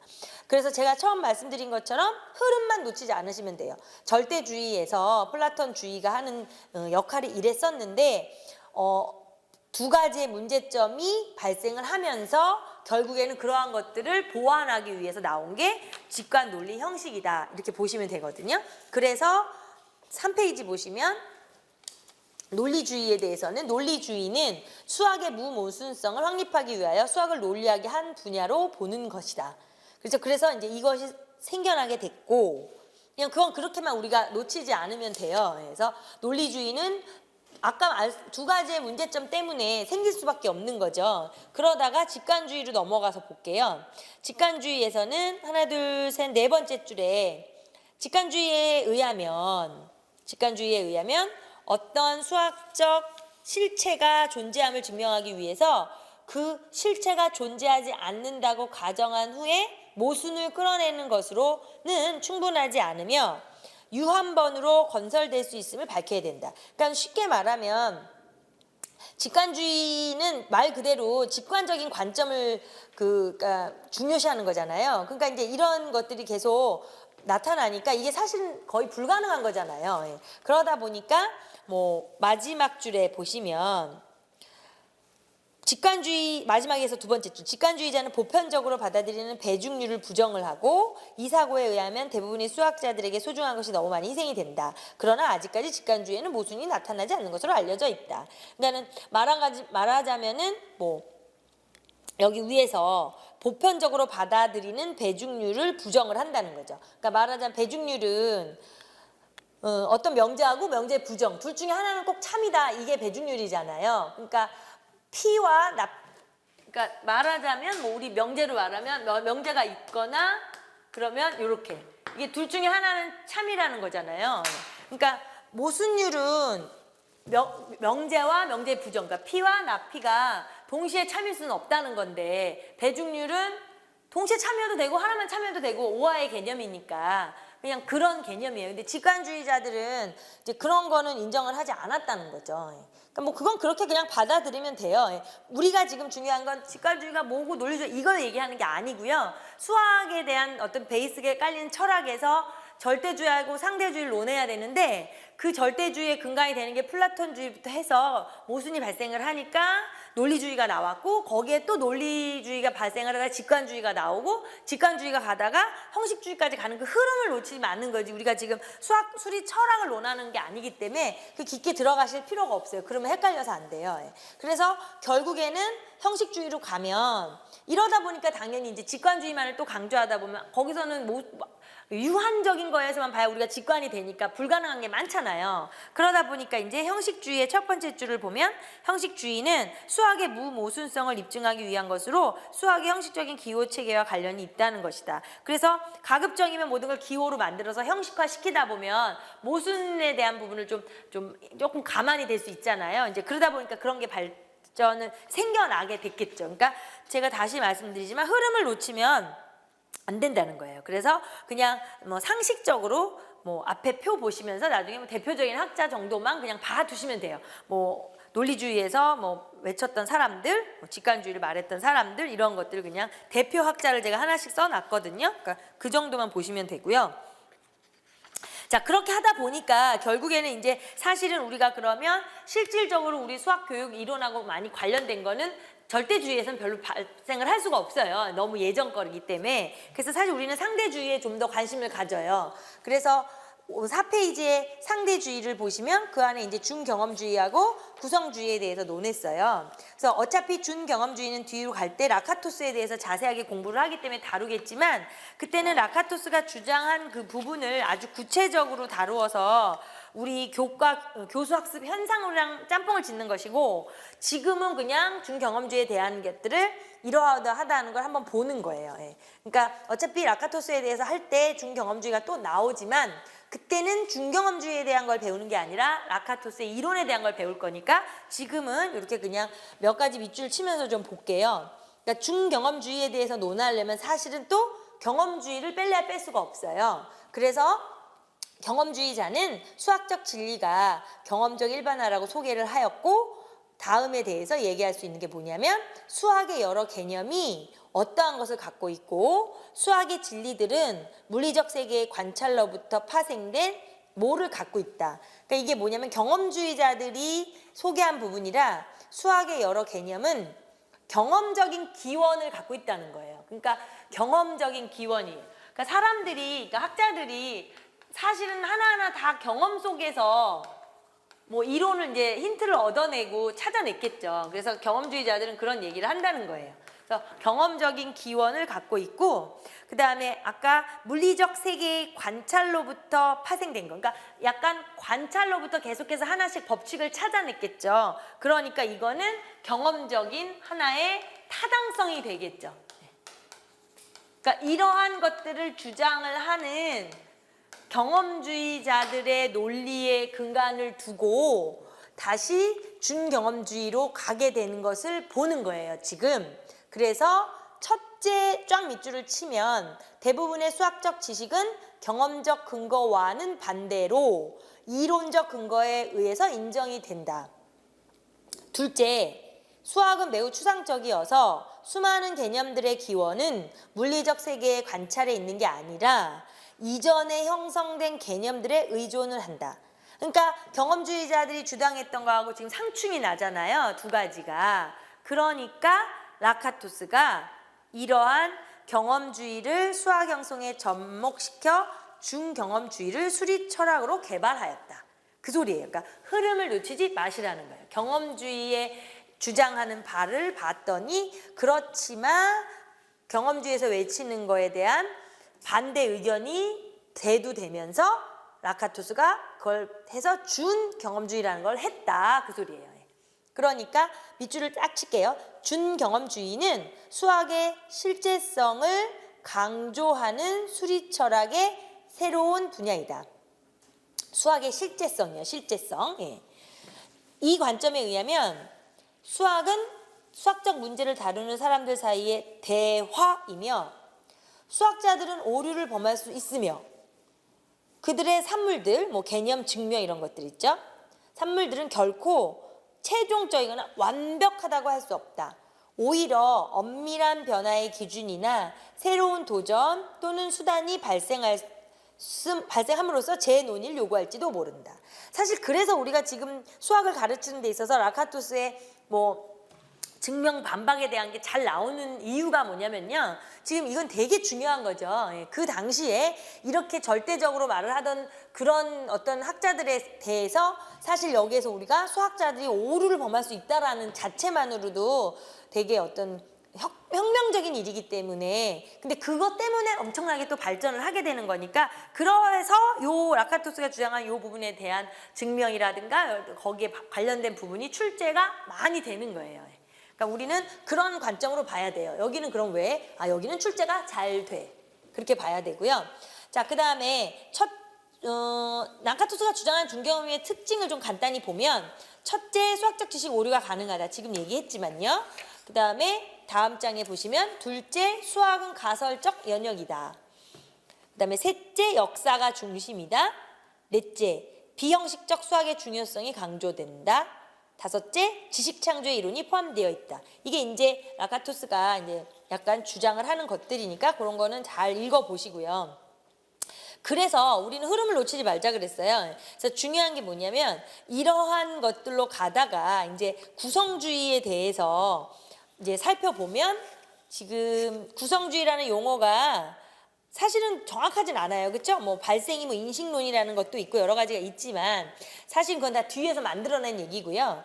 일단 구성주의라는 용어가 누구에 의해 최초로 되었는지는 정확히 모르지만 이제 우리가 정리를 하면 한 1950에서 70년대 사이에 인공두뇌학의 연구와 깊은 관계가 있는 것으로 알려져 있대요. 네.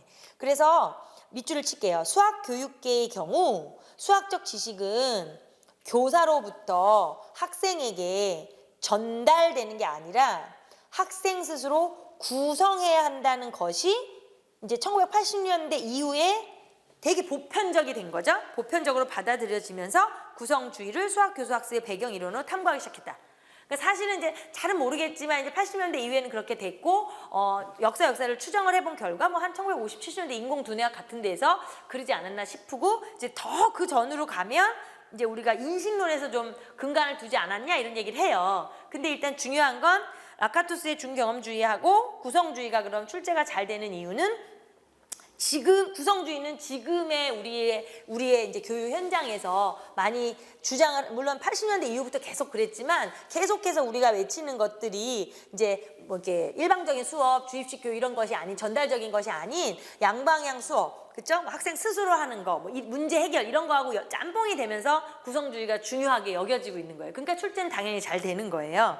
그래서 이러한 관점에서 목표가 분명했고 이제 탐구하기 시작했다까지 밑줄을 쳤죠. 예, 그래서 세 번째 줄 뒷부분부터 수학교육 밑줄은 안 치고요. 수학교육계의 구성주의 이론을 탐구한 배경에는 여기 밑줄 칠게요. 수학교수 학습에 적용할 수 있는 구체적인 아이디어를 도출해내겠다는 실질적인 목표가 분명했고 거기까지는 밑줄을 칠게요. 그러니까 사실은 이 구성주의 뭐 이런 거를 이제 논하게 된 게 구성주의를 연구하자 이렇게 된 건 아니죠. 예, 그런 건 아니고 80년대 이후에 이제 문제 해결에 대한 것들을 많이 논하다 보니까 이제 뭔가 어떤 좀 가르치는 방법에 있어서 다른 것이 필요한 거잖아요. 아까 말한 주입식으로 하면 안 되는 이런 게 대두되다 보니까 이제 구성주의가 결국에는 이제 중요하게 딱 이렇게 부각이 된 건데 그 베이스는 이제 우리가 뭔가를 갈구했다는 거죠.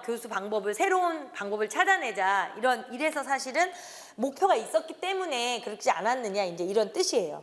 이제 그러다 보니까 뭐 그 다음에도 보시면 그 마지막 두 번째 줄에 보시면 왜 조작적 구성주의, 급진적 구성주의, 사회적 구성주의 이렇게 구분을 해요.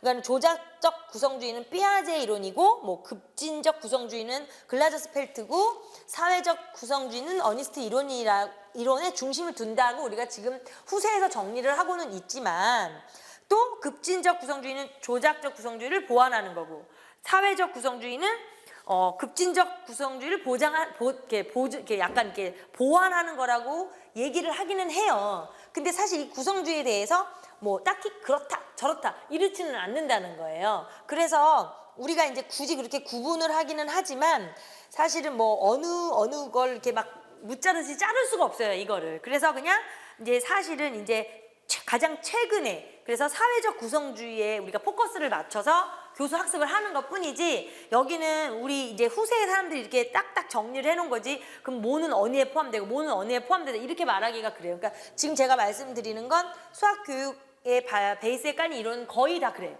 뭐 너무나 이렇게 무짜르듯이 여기에 무조건 포함이 되고 여기에 무조건 포함된다고 생각을 하면 어떤 문제나 글을 읽을 때 약간 오류가 생길 때도 있어요. 그래서 약간 거기를 그 경계가 모호한 거는 우리가 융통성을 가지고 받아들여야 되는데 또 그렇다면 고민스럽잖아요. 시험 문제 출제하는 데 있어서는 그럼 어떻게 될까 싶지만 그런 거가 출제를 되지 않는 거니까 그거는 신경을 안 쓰셔도 되는 거예요. 그래서 지금 6페이지에 보시면 그 두 번째 줄에 보면 왜 최근의 수학교육은 철학적 근거를 구성주의에서 찾는 경향이 있다. 구성주의에 의한 지식의 성장은 학습자가 지식을 외부로부터 수용하여 습득하는 게 아니라 활발한 내적, 인지적 활동을 통해 스스로 구성하는 것이다. 그러니까 지금 계속 얘기하지만 그렇기 때문에 이게 부각되고는 있지만 그렇다면 한편으로 구성주의만이 모든 것을 해결할 수 있는 건 아니거든요. 그러니까 그렇게 모든 것을 해결할 절대적인 입장, 뭐 이렇게 융통성이 없는 그런 입장은 뭐 문제의 출제하고는 거리가 머니까 신경을 안 쓰셔도 되고 변하지 않는 이론만 기억하시면 돼요. 그래서 그냥 이거는 좀 약간은 상식적으로 지금 그냥 보기만 하면요. 수학 철학으로서 구성주의 입장을 대표한 사람이 뭐 칸트, 듀이, 피아제 등을 생각을 할 수 있다라는 거고 왜 굳이 칸트를 얘기하는 거냐면 지금 칸트가 그 예전에 말한 거에서 어떤 지식의 재구성을 얘기했기 때문에 구성주의의 근간이 그 칸트가 베이스가 있는 게 아니냐 이러고 우리가 이제 추정을 할 수 있는 거고요. 듀이는 또 그 학습자 자신들에게 의미 있고 그들에게 중요한 경험을 제공하는 상황에서 뭐 지식과 아이디어가 창출되고 서로가 정보 교환을 한다. 뭐 같은 지식을 만들어 간다. 뭐 이런 것들을 자꾸 양방향을 얘기한 거랑 마찬가지죠. 예, 그러니까 뒤 것도 그렇고 피아제는 마찬가지로 반영적 추상화에 의해 새로운 조작적 스키마를 구성된다고 주장을 했으니까 이들이 좀 연결이 있다. 이제 우리가 이렇게 생각을 하는 거고요. 그 다음에는 이제 사실은 진짜 중요한 말은 그 마지막 줄에 보면 오늘날 수리 철학을 대표하는 사회적 구성주의에 대해서 알아보자. 거기를 한번 볼게요. 그러면 수학을 사회적 구성체로 본다는 건데 사회적 구성주의가 중요한 게 뭐냐면 그 표에서 자세히 볼게요. 근데 일단 우선 밑줄은 쳐놓을게요.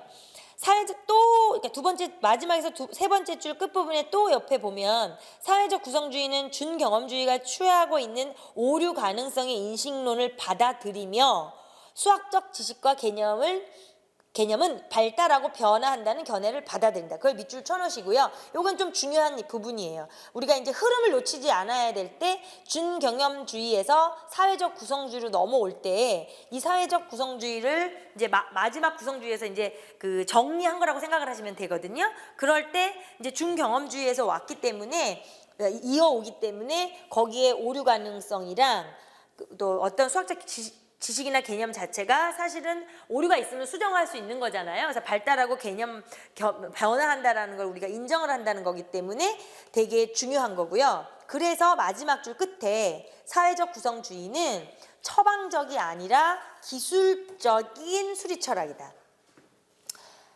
그게 되게 중요한 말이에요. 그래서 널리 알려진 수학의 본성을 설명하는 데 목적을 두고 있다. 그러니까는 이제 그냥 읽기만 할게요. 마지막에 이는 구성주의가 이러이러하게 수학을 가르쳐야 한다는 주장을 하기 위한 게 아니라 수학의 본질, 특히 수학적 지식이 어떻게 만들어지는가를 설명하기 위한 이론이라는 거.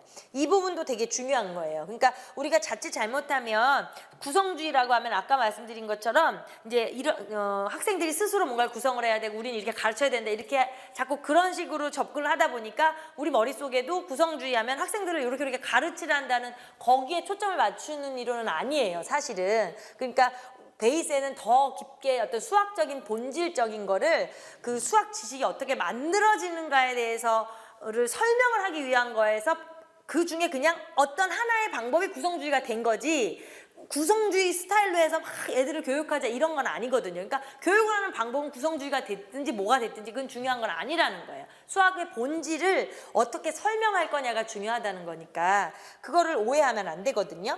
그래서 뭐 몇 가지 이제 그 첫째, 둘째, 셋째의 어떤 사회적 구성체로서의 역할을 한번 잘 보시고 그 다음에 그 사회적 구성주의에서 7가지 동글뱅이 밑에 있죠. 예, 그거를 한번 보면 개인은 주관적인 수학 지식을 가지고 있고 공표는 주관적 지식을 객관적 지식이 되게 하는데 필요한 거고 뭔가 공표를 해야죠.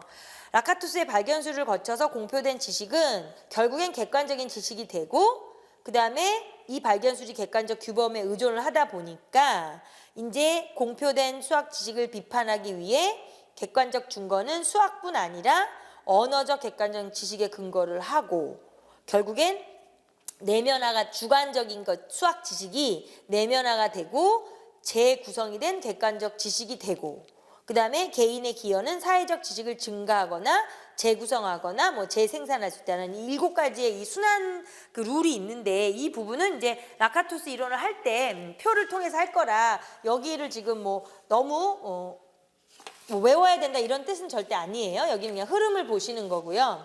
그래서 결론은 뒤에 8페이지의 표를 한번 볼게요. 8페이지의 표를 한번 보시면요. 그러니까 아까 말씀드린 것처럼 피아제의 이론의 근거를 둔 조작적 구성주의에서는 지금 사실은 그 객관성의 관점에 관심을 두지 않아요. 예. 그리고 그냥 조작 활동, 반성 뭐 이런 것들을 이렇게 경험을 통해서 그러니까 말하자면 조작적 구성주의가 아까 말한 것처럼 정말 가르치는 방법, 기술적인 거에서만 이렇게 약간 구성주의에 가까워요.